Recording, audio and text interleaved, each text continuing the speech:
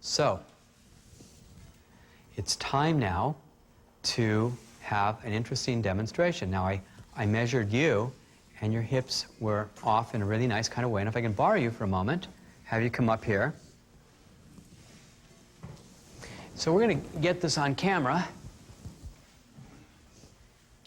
Now, as I measure the hips, what you want to do is you want to put your fingers into the sides and press down and see where they stop. And if we get a good camera shot on this, I'm going to get down really low so you can see where my fingers are. I do a close-up on the fingers. And can you see the right side is higher than the left? Good. And it's about yay much higher. Now, why don't you measure and do what I did and put your fingers there on the sides, press in. Now you got to get low so your eyes are level with your fingers. Can you see the right side's high? Very clearly. Now, thank you. Now just as a point of, I want people to be really clear. If I try to measure the hips from this position, I might be able to know the right side's higher, I might not. This is wrong, this is right. Eyeballs level with fingers. This is wrong when you're turning your head to see it from this angle because you want your eyes level. This could also work if you get yourself low enough so that you can see what's there. You got to do that or on one knee. So if you want to check the hip position, you want to get that level. Now, why don't you demonstrate? You already measured the hips. What you do is just put your hands here and here, very softly on the sides of the hip. Do we have a good shot of that? Okay, we got a good shot. The hands are very softly there and there. Go ahead. Put your hands, no, you don't have to be low. You're not measuring now. Now just do the breathing and the body focusing exercise. Why don't we turn you around this way so people can see? That's good. And just run the energy. Do the breathing, get as much sensation into the hands.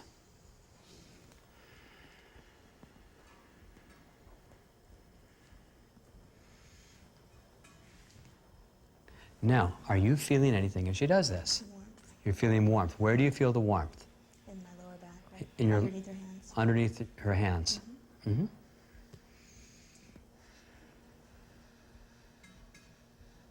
Now this works at least 90% of the time. And it's lots of fun. And by the way, I had a chiropractor tell me that, I've had a lot of chiropractors tell me this was impossible. And because when a person's standing up, it's physiologically impossible for the body to restructure and realign itself. That's why they put you on their side and they go crunch or use different techniques. There are subtler techniques that many chiropractors are using too and work wonderfully well. Well, let me measure and see what you've got so far. Okay, why don't you measure now? Let's bring the camera around here. I'm going to get low and you can see where the fingers are. Got that? Great. Now, why don't you measure yourself since you've already learned how to do that? See, that's great. What do you see? Yeah, it's pretty even. Yeah, it's completely even now. Yeah, the bones move back to alignment with a light touch. Thank you. So, I remember it was really fun. In one of the workshops that I taught, a woman brought her husband who was a chiropractor. I've had lots of chiropractors in the workshops over the years, but in this one class, he had not come to one of the lectures. And when it came time to demonstrating that the bones move back into alignment with a light touch, I said, hey, you're the chiropractor, why don't you come up here and measure? And he measures, and he said, well, it's high on the right. I said, great. Now that you're up here, why don't you demonstrate to the whole group? And he said, well, I've never seen it done. I know it's impossible, and I know I can't do it.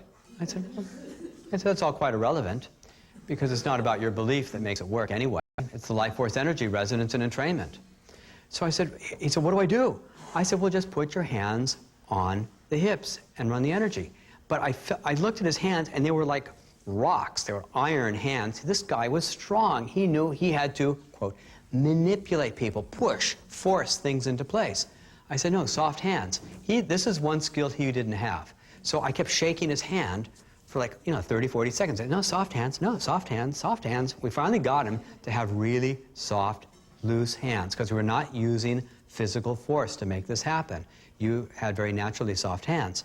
And he does it, and the hips go back into place, and he says, He looks at it, he measures, and he says, no. He says, no. I mean, he's taught at chiropractic college. He knows this can't happen. And this is my favorite kind of skeptic, by the way. He said, I've got to see that again. So he finds another person. And he says, I got to do that again. So he does it again. The hips are uneven, and he runs the energy, and they level out. He says, no, I got to see that again. He did it 5 times in a row on different people before he just kind of stood on the side with this huge grin on his face, like, just totally astonished, because we're doing something that's considered physiologically impossible. But appreciate, the chiropractors were right. The body wants the bones in alignment. How do I know this? I'm positive, because you didn't think right side go down, left side go up, they should be at 37.5%, this side could go up this much, that side. It's too complicated for any of us to figure out. It all is part of the natural process.